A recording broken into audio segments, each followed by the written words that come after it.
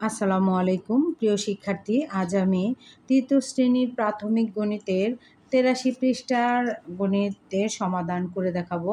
দেখো ৮৩ পৃষ্ঠার গণিত সমাধান আমি এর আগের ভিডিওতে ১ এবং ২ নং করে দেখিয়েছি।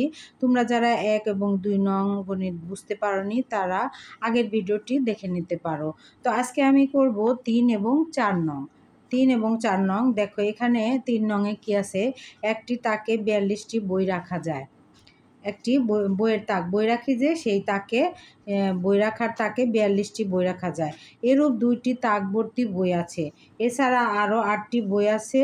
মোট কতগুলো বই আছে? তাহলে আমাদের কিভাবে আমরা এই অঙ্কগুলো সমাধান করব, গণিতের সমাধান করব। দেখো এখানে আমি কি লিখব, ৩ নং প্রশ্নের উত্তর দিয়ে একটি তাকে বই আছে কয়টি? ৪২টি। সুতরাং ২টি তাকে বই আছে ৪২ গুণ ২ কত হবে? ৪২ গুণ ২। তাহলে এখানে দেখো ৪২কে ২ দিয়ে গুণ করব। ৪২কে ২ দিয়ে গুণ করলে এই যে ২ দুগুণে ৪, আর এই ২-এর নামতা আবার ৪ পর্যন্ত বলবো। বুঝো কিন্তু ভালো করে, তোমরা অনেকেই গুণ ভালো করে পারো না।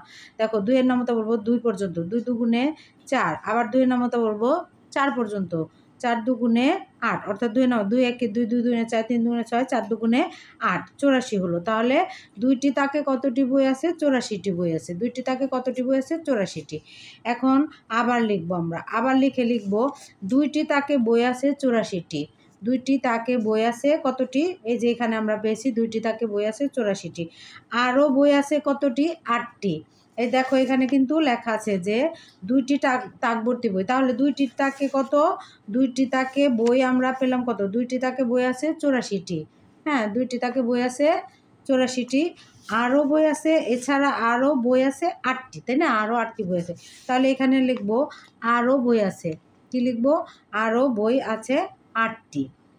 তারপর সুতরাং মোট বই আছে, এখন মোট বললে এখানে যোগ করতে হবে। যোগ কি করব? 8 এবং 4। তাহলে 8-এর পরে থেকে 8, 9, 10, 11, 12, 12-র 2 হাতে 1, তাহলে 8 আর 1-এ কত? 9, 92টি। তাহলে এখানে 9, 10, 2, 92টি, উত্তর 92টি। আশা করি এটা বুঝতে পেরেছ। তারপরেরটা দেখো 4 নম্বরে কি আছে? 4 নম্বরে আছে দেখো, ফয়সাল প্রতি মাসে 120 টাকা বৃত্তি পায়। ফয়সাল প্রতি মাসে কত? 120 টাকা বৃত্তি পায়। তার 12 মাসের বৃত্তির টাকা থেকে সে তার 12 মাসের বৃত্তির টাকা থেকে সে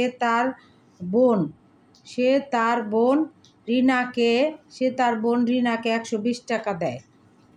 তার কাছে কত টাকা অবশিষ্ট থাকে? এখন দেখো ভালো করে, ফয়সাল প্রতি মাসে 120 টাকা বৃত্তি পায়। তার 12 মাসের বৃত্তির টাকা থেকে সে তার বোন রিনাকে 120 টাকা দেয়। রিনাকে কত টাকা দেয়? 120 টাকা দেয়। তার কাছে কত টাকা অবশিষ্ট থাকে? তাহলে আমাদের প্রতি মাসে মানে কি? 1 মাসে। তাহলে আমি এখানে দেখো কিভাবে লিখেছি, 4 নং প্রশ্ন উত্তর দিয়ে লিখবো ফয়সাল। লিখে 1 মাসে বৃত্তি পায় কত টাকা? 120 টাকা। এই যে দেখো 1 মাসে, প্রতি মাসে মানে কি? 1 মাসে। 1 মাসে বৃত্তি পায় 120 টাকা। এই যে 1 মাসে বৃত্তি পায় 120 টাকা। সুতরাং 12 মাসে বৃত্তি পায়। তাহলে 1 মাসে যে টাকা বৃত্তি পায় 12 মাসে কি বেশি পাবে না কম পাবে? অবশ্যই বেশি পাবে, কারণ 1 মাসে যে টাকা পায় 12 মাসে তার চেয়ে বেশি পাবে। বেশি পেলে কি করতে হবে? আমাদের গুণ করতে হবে। বেশি পেলে এই যে 1 মাসে যে টাকাটা পায় এটাকে 12 দিয়ে গুণ করতে হবে। তাহলে আমরা দেখো এখানে গুণটা করে নেই, রাফ করে নেই। 120 লিখবো, লিখে এখানে দিয়ে গুণ করলে 2 0 0, আবার 2 নামতা 2 পর্যন্ত বললে 2 দুগুণে 4, আবার 2-এর নামতা 1 পর্যন্ত বললে 2 একে 2, পরে 1 ঘর ক্রস, কারণ একটা সংখ্যা দিয়ে গুণ করা শেষ, এজন্য 1 ঘর আমি ক্রস দিচ্ছি। ক্রস না দিলেও হবে, খালি রাখলে হবে। এখন দেখো এই 1 দিয়ে এটাকে গুণ করব। 0 1-এ কত? 0। আমরা জানি যে কোনো শূন্যকে যে কোনো সংখ্যা দিয়ে গুণ করলে কি হয়? শূন্যই হয়। এখন 1-কে 2 দিয়ে গুণ করব। 2 1-এ কত?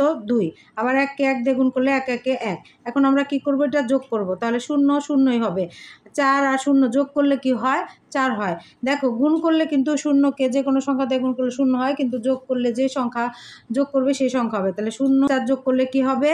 0 আর 4 যোগ করলে দেখো আবার 0 0 0 আর 4 যোগ করলে কত হয়? 4, আর 2 আর 2 যোগ করলে কত হয়? 4, আর 1 এর 1। তাহলে 12 মাসে বৃত্তি পায় 1440 টাকা। তার বোন রিনাকে দেয় 20 টাকা এখন তার কাছে অবশিষ্ট থাকে, তাহলে 1440 থেকে 120 আমরা কি করব, 1440 থেকে 120 আমরা বাদ দিব, বিয়োগ করব। বিয়োগ করলে দেখো কত হয়, এখানে আছে দেখো 0 থেকে 0 বাদ গেলে 0ই হবে, আর 4 থেকে 2 বাদ দিলে কত হয়, 2 হয়, যেমন 2 3 4, তাহলে কত হবে, 2 হবে। আর 4 থেকে 1 বাদ দিলে 1, 2 3 4, 3 হবে। তারপরে এখানে একের একই বসবে, তাহলে উত্তর কত, 1320 টাকা। তো আশা করি তোমরা এই 3 এবং 4 নং গণিতের সমাধান বুঝতে পেরেছো। তো যারা প্রতিনিয়ত আমার ভিডিওগুলো দেখছো এবং আমার চ্যানেলটি সাবস্ক্রাইব করেছো তাদেরকে অসংখ্য অসংখ্য ধন্যবাদ। আর যারা এখনও আমার চ্যানেলটি সাবস্ক্রাইব করনি তাদেরকে সাবস্ক্রাইব করার জন্য অনুরোধ করছি এবং পরবর্তী ভিডিও দেখার জন্য আমন্ত্রণ রইল। তো ভালো থাকবে সবাই, আল্লাহ হাফেজ।